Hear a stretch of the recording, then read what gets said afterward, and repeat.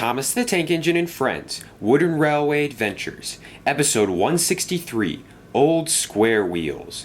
"Why is everybody leaving?" cried Henry one morning. "Shh! Be quiet, Henry," said Neville. "I'm trying to sleep. It just isn't fair," he continued. "First the Duke and Duchess leave, then Spencer disappears, and all this time Norman's been missing, and now Mike and Frank are leaving for the Arsdale Railway." "They're not leaving," said Fergus wearily. "They're going to visit their friends on the Arsdale Railway for a short time. They'll be back, just like the Duke and Duchess." "Still," said Henry, "everything's changing and I don't like it." "Oh, get with the times, Henry," said Dennis. "Nothing stays the same forever. Of course, I don't blame you for not understanding that concept. You are, after all, a steam engine trying to survive in a modern world. Soon you'll understand what survival of the fittest is really all about." "What are you mumbling about?" asked Neville impatiently. "We're trying to sleep. Don't get so dramatic all of a sudden." "It's true, though," continued Dennis. "It will only be a matter of time before this railway is completely run by diesels, and you steam engines will be—" "That's enough of that," said Fergus impatiently. "Stop interrupting me," said Dennis crossly. "How about you stop trying to scare us?" said Neville. "I know you're upset that Norman's gone, but—" Dennis grew crosser still. "Norman's not gone. He's missing. There's a difference, mind you. And your wonderful controller, Sir Topham Hatt, doesn't care one bit because he's not a steam engine." "Sir Topham Hatt does care," said Neville. He's just busy, that's all. He sent Diesel and Boko searching all around the island and they couldn't find him. What more do you want?" "That's enough, Dennis," said Diesel as he rolled up. "No sense in arguing with these irrelevant types. Let's go." Dennis was furious. "This is only the beginning," he said. "You better watch your back, old square wheels," and he rolled away. "Irrelevant! Huh!" said Fergus. "How dare he?" Henry felt sad. "Old square wheels," he muttered bitterly, and left the turntable. He continued on for a long time until he came to the airport where Jeremy was. Henry stopped on the tracks. "Everything's changing. What happened to the good old days of Sodor, when there were just a few of us and we all knew what was going on? It really is quite embarrassing that nobody noticed Norman was missing for several months. You know, this wouldn't have happened if—" "Oh, excuse me," said an engine, "but I need to get through." "Oh, I beg your pardon," said Henry. "Let me get out of your way." Henry felt so embarrassed that he rushed away without saying goodbye. "Oh, silly me," he said as he rolled into a siding, stopping on the main line thinking that nobody would come. "I really might be losing it after all." That afternoon, Henry had to take some logs from Elsbridge Station to Maithwaite. The engine Henry had seen that morning was waiting for him. "Sorry about earlier today," said Henry. "I don't know what I was doing." "No worry," said the engine. "I'm Gator, by the way. I'm visiting the island for a short time." "Nice to meet you," said Henry. "Have you met any other engines so far?" "Most of them," said Gator. "I'm actually very good friends with Trevor the traction engine. I stop by his field every day, and we talk about a variety of topics." "Trevor is a nice fellow," said Henry. "And if you have the chance, say goodbye to Mike and Frank, if you've met them already. They're leaving to go take a visit back to their old railway." "I don't know them," said Gator curiously, "but I wish them all the best. They're taking a vacation, just like me." Suddenly, Henry realized something. "You're right, Gator," he said. "Mike and Frank are just like you." "Yes," said Gator. "Yes, they are." "Well, I think they are. Actually, I don't really know, to be quite honest." "No, you don't understand. I've been sad all day because so many things are changing on the Island of Sodor, but you've just made it very clear to me that everything will turn out right in the end." "Of course it will," said Gator. "Things always seem to work out that way. Now, let's see. What were you so sad about?"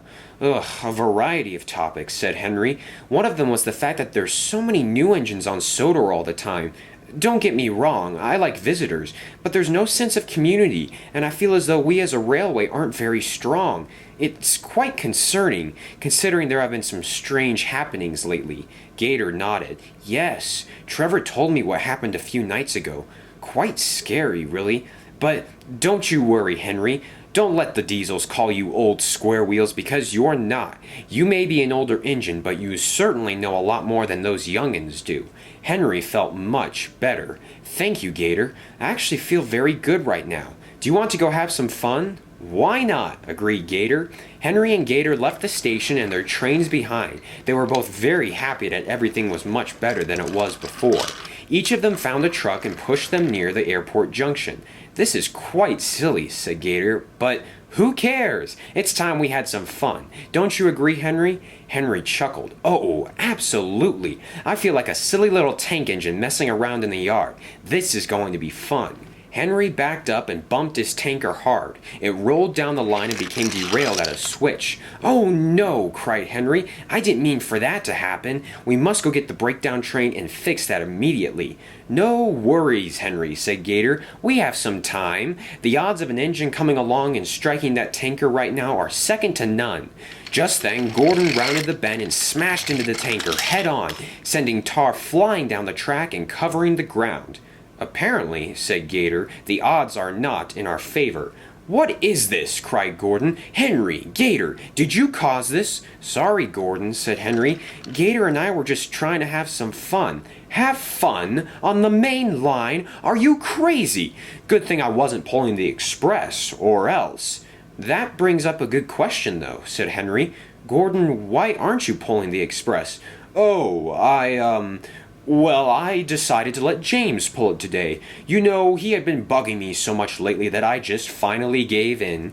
Henry was skeptical, but didn't have time to wonder. He and Gator tried to clean up the mess, but James arrived with Sir Topham Hatt on board. "Henry, Gator," he asked, "why is there tar everywhere?" It's my fault, sir," said Gator. "I convinced Henry to—" No, said Henry. "It's my fault, sir. I've been quite sad lately because a lot of things are changing. The Duke and Duchess and Spencer and Norman all left, and now Mike and Frank are going to be gone for a long time. I miss the old days of Sodor, sir." Sir Topham Hatt sighed. "Henry, I understand. A lot of things have happened recently, but that doesn't mean you have to be sad. For example, even though we lost Spencer and Norman, we have Gator and Victor to make you feel happy and cheerful." Henry smiled. "That is true, sir," he said. "Oh, I'm sorry for acting so silly." "As long as you've learned your lesson," said Sir Topham Hatt.